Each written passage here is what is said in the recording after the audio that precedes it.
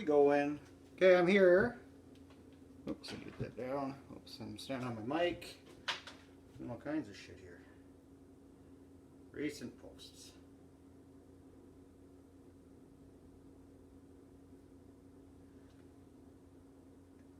Am I actually on my... Yeah, I must be on my page. Come on. Come here. Am I not on my page? Oh, I keep standing on my mic. Sorry, guys. Oh, I got 7 people on there. I gotta be here somewhere. What is going on, Mr. Zuckerberg?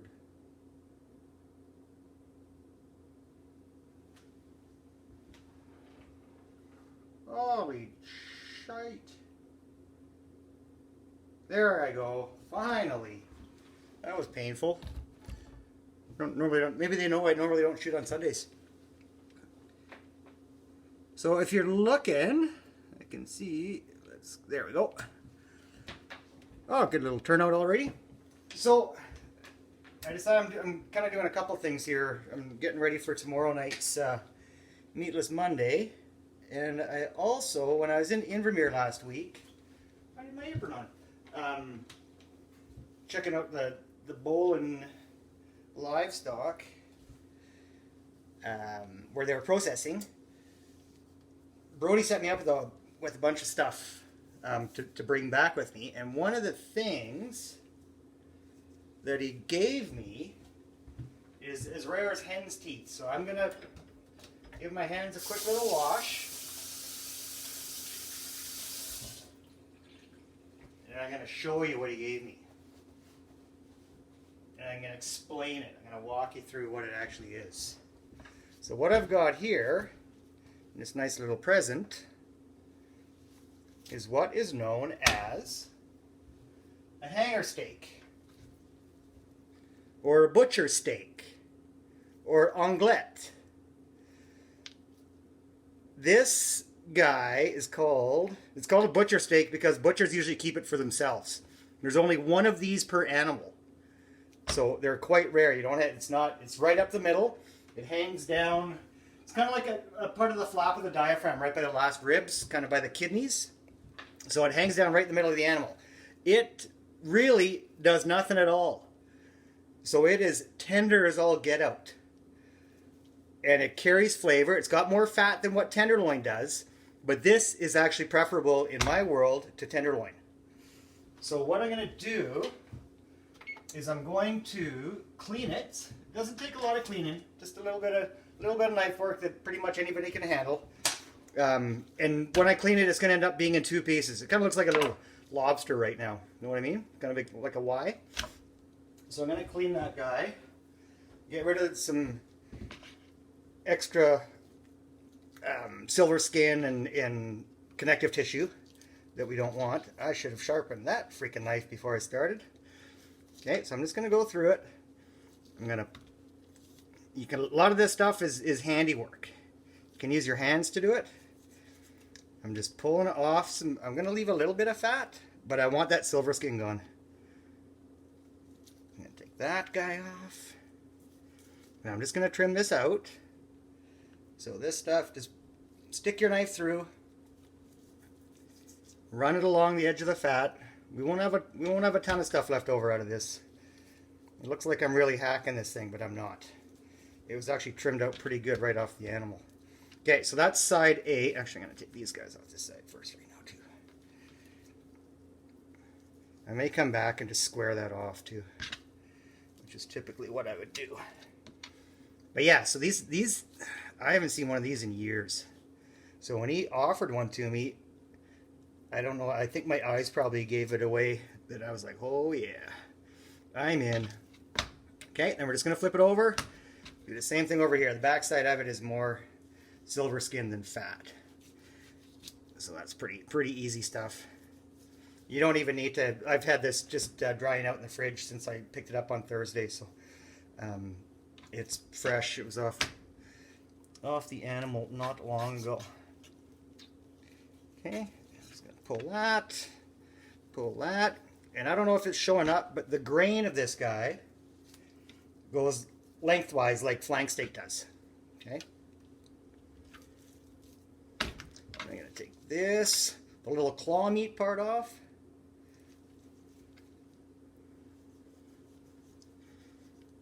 And then, oops. So not a lot of trim. Pretty easy peasy stuff. I'm happy with that. And this is actually kind of there's a line going right through the connective tissue here, right up the middle. Then I'm gonna pick off one side of it and just run my knife down along it. And then I'm gonna end up with 2 steaks out of this. I'm just gonna take that right out. Oh, I really should have sharpened my knife. Bad chef. Okay, I'm just going to run my knife along it. Here.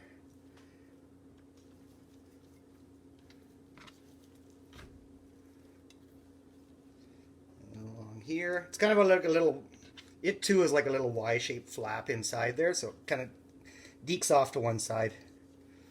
But let's see if I can pick it up from the other side here. Yeah, there you go. There she blows. Okay, so you're going to end up with one kind of skinnier one. That's the one my wife's going to get. And then a bigger one. These things, it's about a kilo worth of meat, typically on a fairly, it would be about a 1,000-pound animal, 1,100-pound animal, I'm guessing. Okay. I'm cool with that. And then we'll just finish up this guy. And I need to do it from this side to pick up the rest of that. And then I'll show you the grain here. It's pretty funky. It's almost like spinalis. Basically like fat cap off a prime rib. Same kind of idea. Same kind of flavor. Same kind of texture. Okay, I'm going to square that off. And that off. And I keep all that trim. Actually, the boys might even get a little bit of this. The boys can have the little trim off. I just square it up to make it a little more pleasing to the eyeball. Okay?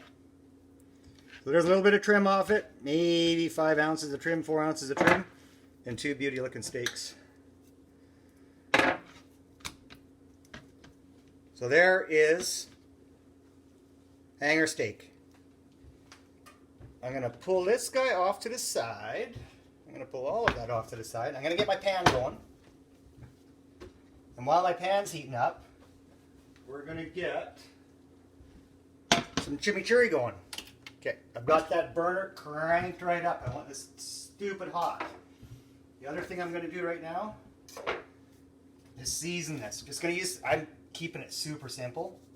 Just my Dash 19 salt. I'll give that a good season while it's hanging on, waiting for the pan to heat up. Could have done a little better cleaning that guy up, but like I said before, that side's Jill's anyway, so. And I slice these when I do them up. I slice them. I've got some ciabatta that I'm going to use. I'm just going to make kind of an open-faced sarnie with the chimichurri that we're going to make up here. Okay, pan's going. Let's make some chimi. Let's go through some needs for the chimi.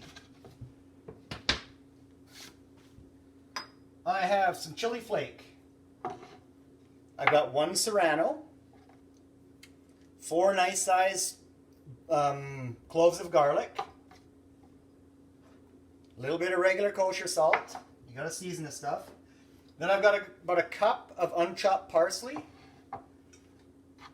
And I went and raided the garden and I grabbed some oregano. So it's a little non-standard. It's not typically what you'd use all the time.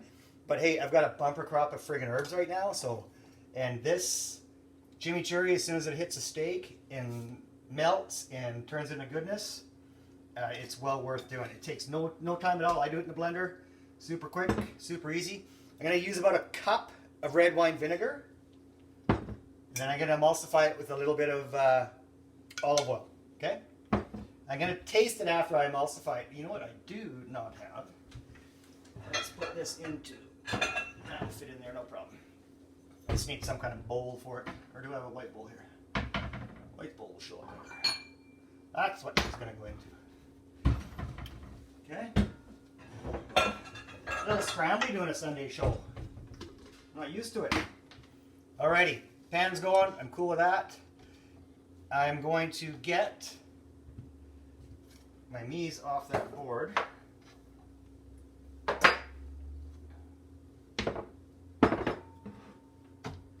Okay. There we go. Sorry, that's just my OCD kicking in. Actually, no, that's what I was doing. I need to get a knife because I'm gonna start these guys off. Just gonna give them a super coarse chop so we don't have big chunks. I leave the seeds in on my serrano, so there goes the serrano. I'm gonna get this garlic. Just get it a little smaller. Keep everything about the same size, and it'll all kind of puree at the same time. Okay. Maroon. Okay, I'm just pulling that off. That's going into the blender. A little bit of chili flake is going to go into the blender.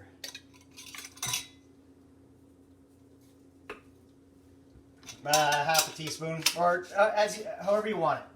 If you can find a red chili or whatever, that's cool too. Seasoning's going to wait. Parsley is going to go in. I've already gone through, pulled as many stems off as I felt like doing. It's a bit of a mine was busy work, so I was all over that. And then, but I haven't done my oregano because I just went and grabbed it. So I'm just going to pull the leaves off of that. I'm going to use probably all of this. The other little cheat that I used to do when I was doing it at the bistro is I would throw a few leaves of spinach in, and it just tends to hold its color a little better that way after a couple days. It'll stay nice and bright green. But I'm not going to do that today. I'm just burning through whatever I have on hand. And I messaged Brody yesterday. I'm like, oh yeah, I'm going to do a quick little show on that hanger steak he gave me. And he was pretty stoked. Alright. Oregano. Man, that smells good already. Cool. That's good enough. It's getting boring. I don't want to bore you. Off. Pan. Oh, let's do it. Let's do it, let's do it. I'm gonna get a little oil going in there. Yeah, that's got good heat already. Excellent. I'm gonna hear a wicked sizzle right now.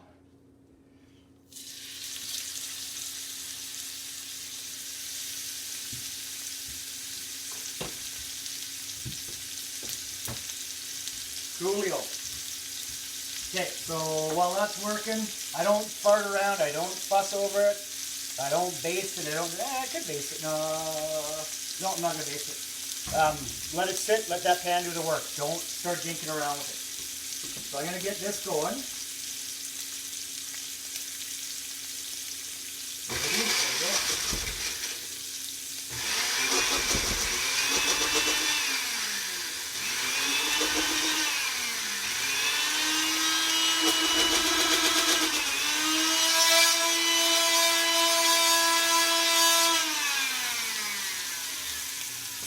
Okay, so that's got a pretty decent start actually. And I'm going to add my acid in first. So my red wine vinegar.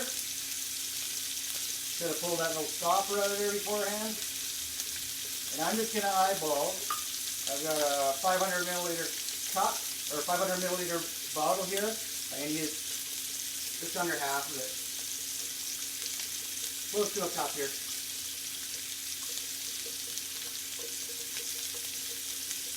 And this just adds, if you don't have, yeah, there we go. One little crazy on it. It's alright, red wine vinegar's cheap. Yeah, I'm going to give her a quick little hit again.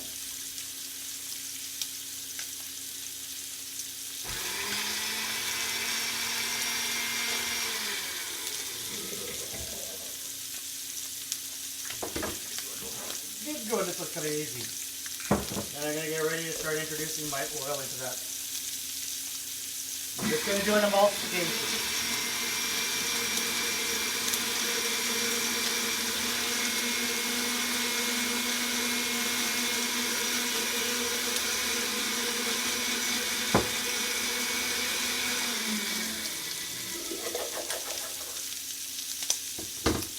Okay.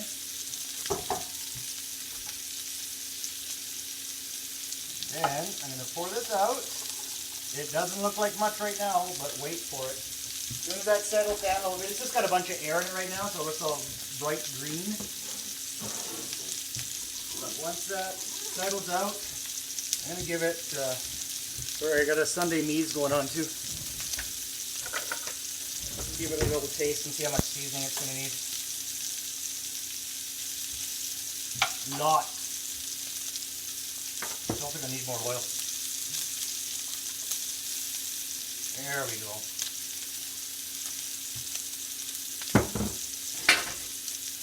There we go. I'm just going to give this another quick little hit. Okay. That's our chimney. I don't like it sloppy and pasty. I like it loose. I like it just to dip in so it kind of grabs onto the steak as it's going.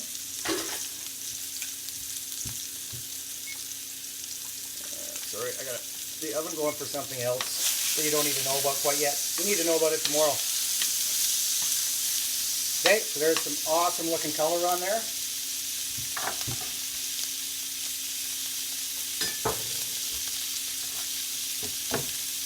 Lovely.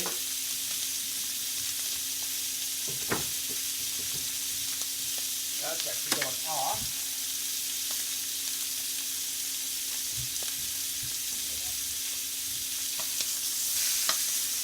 Oh yeah.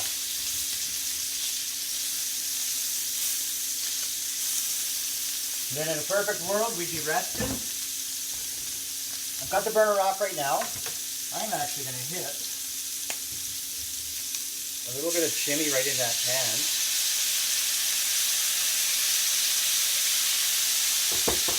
Sorry neighbors, but it smells awesome.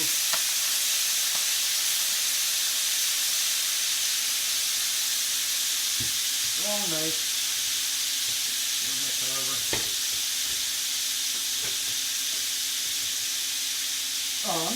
Apparently we're using a sushi knife tonight to carve.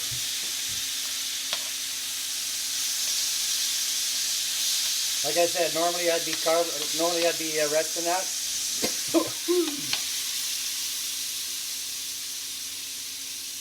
Pull this out and grab a plate and lay down a little chimney. A little more chimney onto here. It's underneath it. Oh, there's a big chunk of chili there. That's awesome. There we go. Let's use a friggin' teaspoon to do a ladle's job. And then I'm also going to put a little bit into that little side. Not making too much of a disaster. Lovely. Now let's carve this guy up. Grain is going lengthwise kind of this way on an angle, okay? So I want to pick it off, going 90 degrees to it. And this is perfect doneness for me because I like it blue. And after this guy rests a little bit, so I have to try that right now. Oh yeah. 1, 2, 3, 4. If you can get your hands on this, talk to your butcher, buy him beers, do whatever you got to do. It is absolutely worth your while. I'm just going to show you a little bit here so you can get on your way with your Sunday. But there is hanger steak. Isn't that gorgeous? Like, look at that. It looks like filet, but just more fat in it. Like, just more, I don't know. It's hard to describe. Tenderloin doesn't have flavor in my world. I like the texture of it. I think it's great, but man, it is bland. That's why you got to do so much to it. That's why it's good for saucing and all that stuff. I like a chunk of meat to stand on its own 2 legs, 4 legs in this case. So there we go. Hanger steak, chimichurri verde.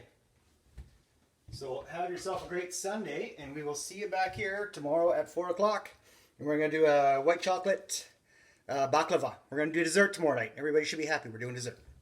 Okay, so have a great Sunday night, and we will see you back tomorrow. Thanks, guys.